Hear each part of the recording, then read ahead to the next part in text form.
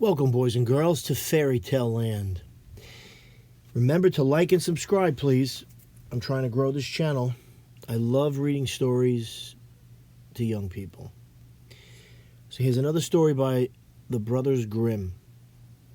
It's called The Golden Goose. It's very famous. It's from a long time ago. Okay, let's read the little synopsis. I never do that, but let's do it. The brothers transcribed these tales, of course all their stories, directly from folk and fairy stories told to them by common villagers, and that is true. The Golden Goose, what's it about? The youngest of three sons, known as the Simpleton, meaning an idiot, is kind to an old gray man. The man pays him back with a golden goose and helps him earn the right to the king's daughter in marriage. All right, so that's what it's about. Let's read it. So sit back, relax, use your imagination. The Golden Goose.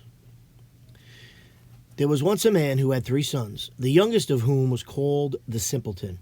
A simpleton is a person who's really, in our terms, slow or a fool, and was despised, meaning people didn't like him. Laughed at, meaning he was mocked, and neglected on every occasion, so people ignored him.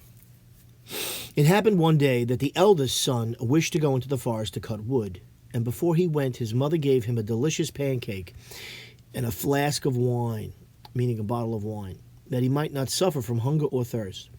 When he came into the forest, a little old gray man met him, who wished him good day, and said, "Give me a bit of cake out of your pocket, and let me have a drink of your wine. I am so hungry and thirsty." But the prudent youth answered, "Give you my cake and my wine? I haven't got any. Be off with you." And leaving the little man standing there, he went off. So the eldest son lied. Then he began to fell a tree, meaning cut a tree down. But he had not been at it long before he made a wrong stroke, and the hatchet hit him in the arm, so that he was obliged to go home and get it bound up. That was what came of the little gray man. Afterwards, the second son went into the woods, and the mother gave to him, as to the eldest, a pancake and a flask of wine. The little old gray man met him also, and begged for a little bit of cake and a drink of wine.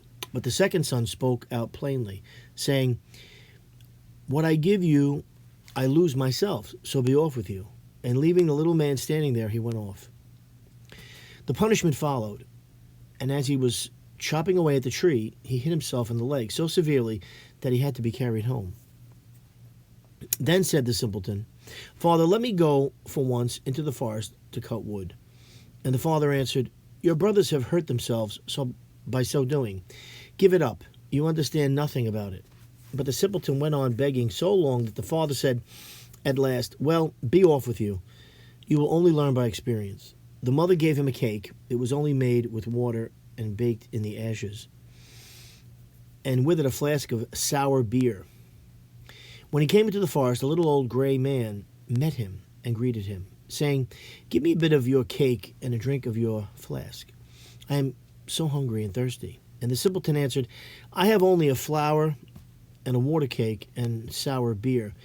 But if that is good enough for you, let us sit down together and eat." Then they sat down, and as the simpleton took out his flour and water cake, it became a rich pancake, and his sour beer became good wine. Ooh, magic. Then they ate and drank.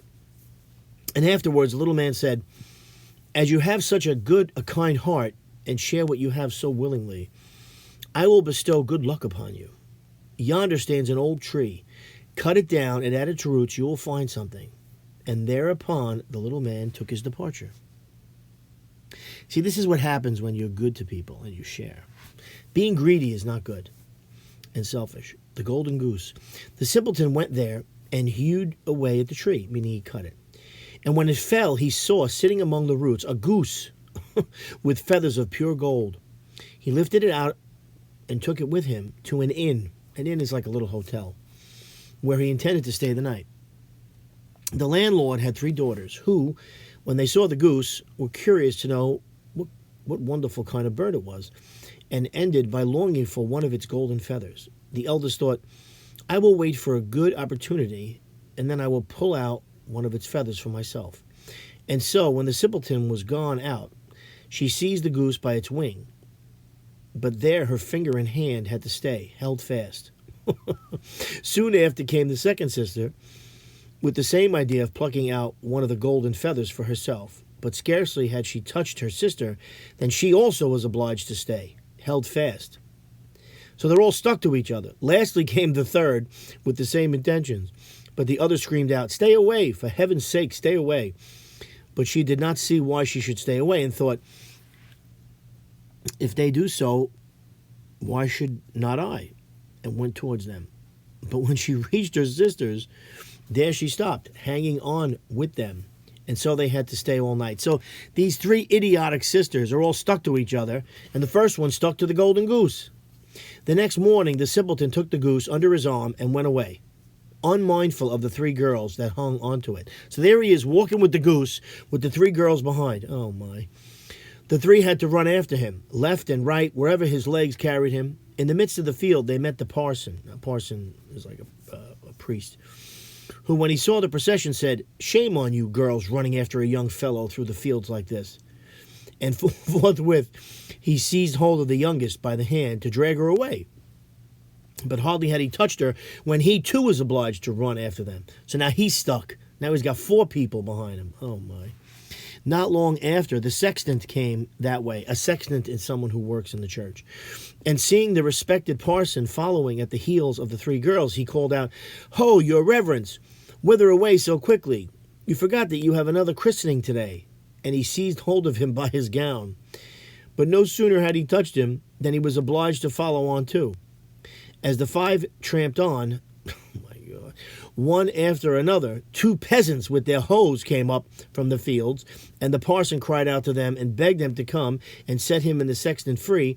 But no sooner had they touched the sexton than they had to follow on too. And now there were 7 following the simpleton and the goose.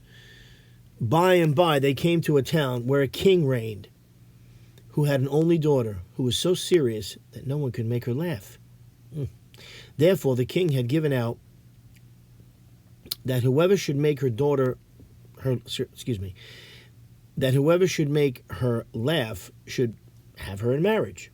The simpleton, when he heard this, went with his goose and his hangers-on into the presence of the king's daughter. And as soon as she saw the 7 people following, always one after the other, she burst out laughing and seemed as if she could never stop. Well, of course, it looks ridiculous, stupid. And so the simpleton earned a right to her as his bride. But the king did not like him for a son-in-law and made all kinds of objections. Yeah, because he thinks he's an idiot. And said he must first bring a man who could drink up a whole cellar of wine. Okay. The simpleton thought that the little gray man would be able to help him, and went out into the forest, and there, on the very spot where he felled the tree, he, the golden goose, saw a man sitting with a very sad countenance. The simpleton asked him what was the matter, and he answered, "I have a great thirst, which I cannot quench. Cold water does not agree with me. I have indeed drunk up a whole cask of wine, but what good is a drop like that?"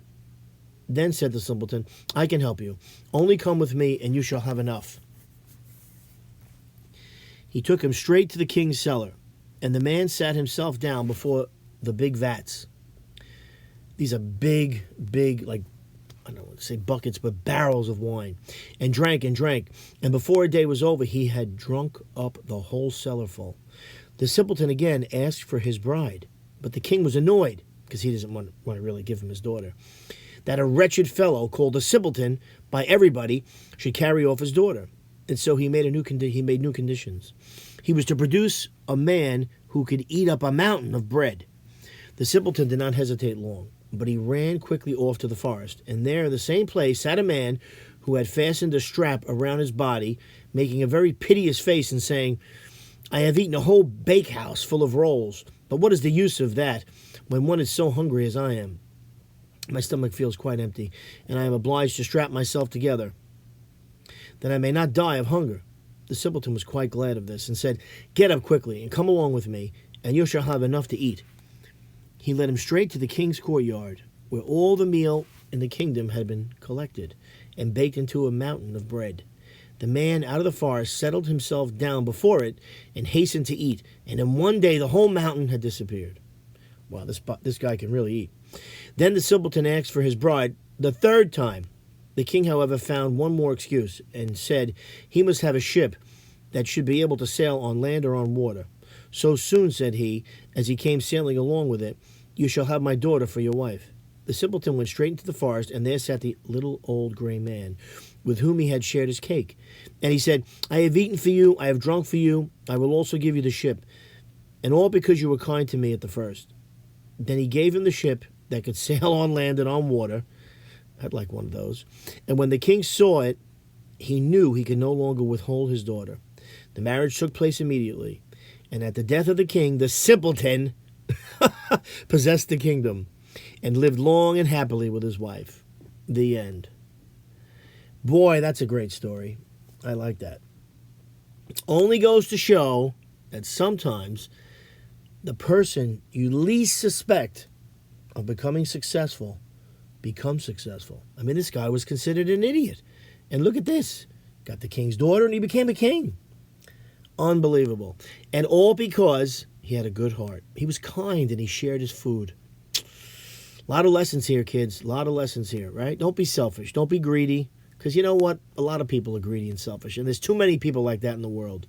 We need more people that are generous and share. Because when you share, God gives you back tenfold what you give. Don't forget that. All right. I'll see you next time. Have a great day.